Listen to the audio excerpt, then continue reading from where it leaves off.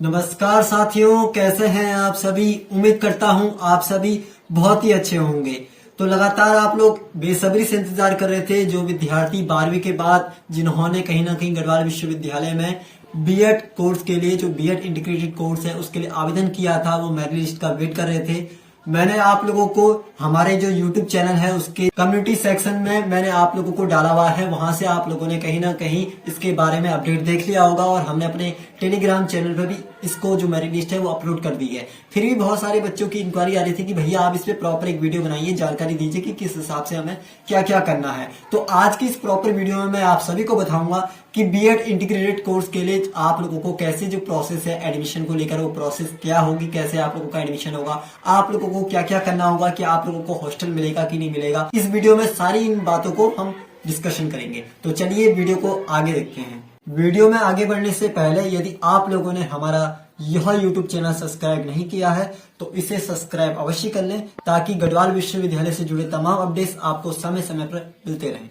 चलिए वीडियो में आगे बढ़ते हैं। जैसा कि आप सभी जानते हैं कि गढ़वाल विश्वविद्यालय के द्वारा अब जो है बीएड इंटीग्रेटेड जो कोर्स है उसकी जो मेरिट लिस्ट है बहुत जारी कर दी गई है, आ चुकी है। अब ऐसे में आप लोगों को क्या करना है, आप लोगों का जिन विद्यार्थियों का नाम आया है, सबसे पहले तो आप सभी विद्यार्थियों को ढेर सारी शुभकामनाएं कि आप लोगों का नाम आया है। अब आप लोगों को क्या करना है, इसकी जो अंतिम तिथि दे रखी है यहाँ पे आप देखेंगे, जो आपको नोटिफिकेशन है उसको आप पढ़िए, रीड करिए अच्छे से। उसमें लिखा हुआ है 21 जो आपका अक्टूबर है, 21 अक्टूबर तक आप लोगों को अपने जो डॉक्यूमेंट्स है वो सारे डॉक्यूमेंट्स लेकर जो है गढ़वाल विश्वविद्यालय के जो शिक्षा विभाग है वहां पर आपको आना है, जो कि है श्रीनगर गढ़वाल में। ठीक है, इस चीज का आप लोग विशेष रूप से ध्यान देंगे। इसमें एक बात को स्पष्ट टॉपिक आ गया है, जैसे बहुत सारे पर्सनल मुझे कॉल्स आ रहे हैं कि भैया कि अगर हमारे सिस्टर या कोई और हमारे डॉक्यूमेंट्स लेके जाएगा तो हमारा क्या एडमिशन होगा कि नहीं होगा। तो नोटिफिकेशन में साफ लिखा हुआ है कि जो स्टूडेंट्स है जिसने अप्लाई किया है उसका आना, उसका स्वयं उपस्थित होना बहुत जरूरी है। ऐसे में यदि कोई अन्य अगर आपके साथ आता है तो कोई डॉक्यूमेंट जमा करता है तो कहीं ना कहीं आपका निरस्त माना जा सकता है। तो ऐसे में यदि आप एडमिशन लेना चाहते हैं तो आपका आना बहुत जरूरी है। भले आपके अभिभावक आए वो अलग बात है, परंतु उस स्टूडेंट का आना बहुत जरूरी है। दूसरी जरूरी बात यह है, जैसे कि आप सभी को पता है कि इसमें जो आप लोगों को डॉक्यूमेंट्स लेके आने हैं, आप लोग लगातार भी पूछ रहे हैं, तो आप लोगों को मैं बता दूं, इसमें आप जब आप नोटिफिकेशन पढ़ेंगे तो उसमें लिखा भी है, पहला जब आप लाइन पढ़ेंगे उसमें लिखा हुआ है कि ऑनलाइन माध्यम से भरे गए पंजीकरण आवेदन पत्र की छाया प्रति आपको लेके आनी है। तो वो चीज बच्चों को समझ में नहीं आ रही कि कौन सा आवेदन फॉर्म लेके आना है, पंजीकरण कौन सा वाला लेके आना है। तो मैं आपको बता दूं, आप लोगों ने जो रजिस्ट्रेशन के टाइम पर गढ़वाल विश्वविद्यालय में जब आपने रजिस्ट्रेशन करवाया था उस टाइम पे जो फॉर्म था आपको ऑनलाइन फॉर्म, वो आप लोगों को लेके आना है। इसके साथ साथ जब आपने सीयूटी का जो आपने पेपर दिया था, बीएड वाला जो सीयूटी या एनसीटी जो भी आपने दिया है, उसका रिजल्ट आप लोगों का आया होगा, वो आप लोगों को लेके आना होगा, और उसका एडमिट कार्ड भी कहीं ना कहीं आप लेके आ जाइएगा। ये दो चीज जरूरी है। इसके साथ साथ हाई स्कूल इंटर का आपको सर्टिफिकेट और मार्कशीट सारे के सारे आपको लेके आना है। इसके साथ साथ अगर आपके पास कुछ अदर सर्टिफिकेट्स हैं, जैसे एनएसएस एनसीसी का अगर आपने सर्टिफिकेट लगाया है वहां पे अगर डाला हुआ है, तो वो भी आपको डॉक्यूमेंट्स लेके आने पड़ेंगे। जो मैं सारे बता रहा हूँ उसका फोटो कॉपी और ओरिजिनल दोनों चीज आप लोगों को लेके आनी है। ओरिजिनल वहां पे चेक किए जाएंगे, दिखाए जाएंगे, और जो आपकी फोटो कॉपी है वो जमा कर दिया जाएगा। इस चीज का आप लोग विशेष रूप से ध्यान देंगे। उसके साथ साथ अगर आप कास्ट सर्टिफिकेट आपके पास है तो वो आप लेके आएंगे। ठीक है, ईडब्ल्यूएस का जो सर्टिफिकेट अगर आप लोगों के पास है, कुछ जो स्टूडेंट्स ईडब्ल्यूएस के हैं और अगर उनके पास ईडब्ल्यूएस वाला सर्टिफिकेट है तो वो लगाएंगे। इसके साथ साथ टीसीसीसी जो आपकी होती है वो आपको लेके आना ही है। ठीक है, टीसी यानी ट्रांसफर सर्टिफिकेट और एमसी यानी माइग्रेशन सर्टिफिकेट, ये चीज आप लोग लेके आएंगे। ठीक है, और इसके साथ साथ करेक्टर सर्टिफिकेट बहुत जरूरी है, ये आपको लेके आना है। ओरिजिनल, ये चीज का विशेष रूप से ध्यान देंगे, ओरिजिनल।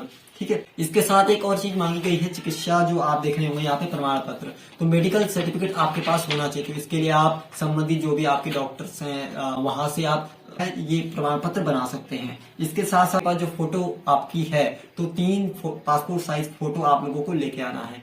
तो ये सारे जो डॉक्यूमेंट्स है वो आप लोगों को लेके आना है। ये सारे डॉक्यूमेंट्स आपको जो टाइम पर दिया गया है यूनिवर्सिटी के द्वारा, विभाग द्वारा, जो कि मैंने आपको बताया कि 21 अक्टूबर तक शाम 4 बजे तक आप विभाग में आकर अपने डॉक्यूमेंट्स है वो सबमिट करवा लीजिए, जमा करवा दीजिए और अपनी काउंसलिंग करवा दीजिए। ठीक है, ये आपको टाइम पर करना है। उसके बाद क्या होगा, जब आपका डॉक्यूमेंट्स वेरिफिकेशन हो जाएगा, काउंसलिंग की प्रक्रिया पूरी हो जाएगी, उसके बाद आपका जो डॉक्यूमेंट्स है वेरीफाई होगा, और उसके बाद फिर आपके जो पोर्टल है, फीस का पोर्टल है, वो खोल दिया जाएगा। उसके बाद आप अपनी फीस सबमिट कर सकते हैं। फीस सबमिट करने के बाद कहीं ना कहीं आप लोगों का फाइनल रूप से एडमिशन हो जाएगा। इसके अलावा आप बहुत से विद्यार्थी ऐसे हैं जिनके माइंड में ये क्वेश्चन आ रहा है कि क्या आप लोगों को हॉस्टल मिलेगा कि नहीं। तो आप सबकी जानकारी के लिए बता दूं कि आप लोगों को हॉस्टल मिलेगा, घबराने की आवश्यकता नहीं है। ऐसे सारे विद्यार्थी हॉस्टल के लिए अप्लाई कर सकते हैं। अप्लाई अवश्य टाइम पर आप लोग कर लीजिए। हॉस्टल अप्लाई कैसे करना है इसको लेकर मैंने प्रॉपर एक वीडियो बनाई है, डिस्क्रिप्शन में हम आपको लिंक दे देंगे, वहां से आप हमारी वो वीडियो देखिए, आपको समझ में आ जाएगा कि आप लोगों को हॉस्टल के लिए कैसे अप्लाई करना है। बहुत से स्टूडेंट्स मुझसे पूछ रहे हैं कि भैया क्या अभी जो मेरिट लिस्ट आई है क्या इसके अलावा कोई अन्य मेरिट लिस्ट आएगी, यानी सेकंड या थर्ड मेरिट लिस्ट आएगी कि नहीं आएगी। देखिए सेकंड मेरिट लिस्ट तब आती है जब फर्स्ट मेरिट लिस्ट में अगर कोई बच्चे जो है वो एडमिशन अपना नहीं लेते हैं या कैंसिल करवा देते हैं, तो जो सीटें खाली बचती हैं उसके बाद सेकंड मेरिट लिस्ट आती है। बहुत हाई चांसेस होते हैं कि सेकंड मेरिट लिस्ट आ जाए, ऐसी बात नहीं कि नहीं आएगी, पर ये भी कंफर्म नहीं कह सकते। फर्स्ट मेरिट लिस्ट में अगर सारे बच्चे एडमिशन ले लेते हैं तो सेकंड मेरिट लिस्ट नहीं आएगी, पर फिर भी अगर सीटें खाली होती हैं तो सेकंड मेरिट लिस्ट आएगी और थर्ड मेरिट लिस्ट भी आने की संभावना रहेगी।